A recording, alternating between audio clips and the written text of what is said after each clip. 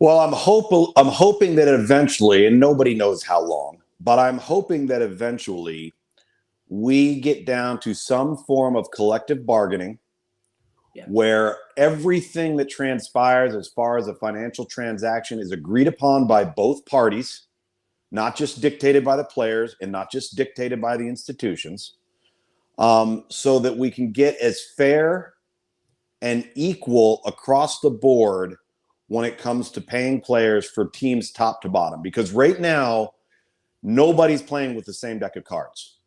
And Kansas State's never going to be able to do what Alabama can do. And South Florida's never going to be able to do what LSU can do. And so what we've got to be able to do is we've got to come up with ways. There's a couple of things.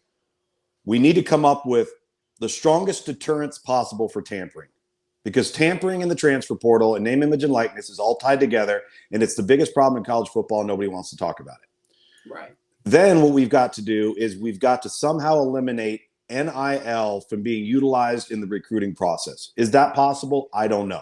I know this, it was never meant to be involved in the recruiting process. Right. It shouldn't be involved in the recruiting process. Name, image, and likeness is based off of your ability to earn based off of your value. Well, how do you generate value? You perform, okay? If you perform, all of the name, image, and likeness stuff takes care of itself. What we've done is we've gone into this world where it's reverse. Everybody wants something for nothing. They want everything up front, and they haven't had to perform to earn it yet.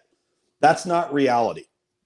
We got to get to a point where the contracts that these players sign, they have to play in every game that they're eligible for. They don't get to sit out bowl games, right? They don't get to set out a college football playoff game. They don't get to prepare for the draft.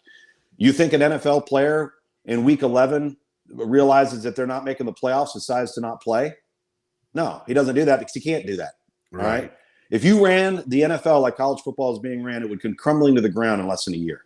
Yeah. So we've got to start getting things in order with structure. And that doesn't mean I'm anti-NIL or transfer portal. It doesn't mean Nick Saban is when he talks about this stuff. It's about structure, and it's about guidelines and laws and rules and ones that matter. Let's not worry about rinky-dink recruiting infraction stuff.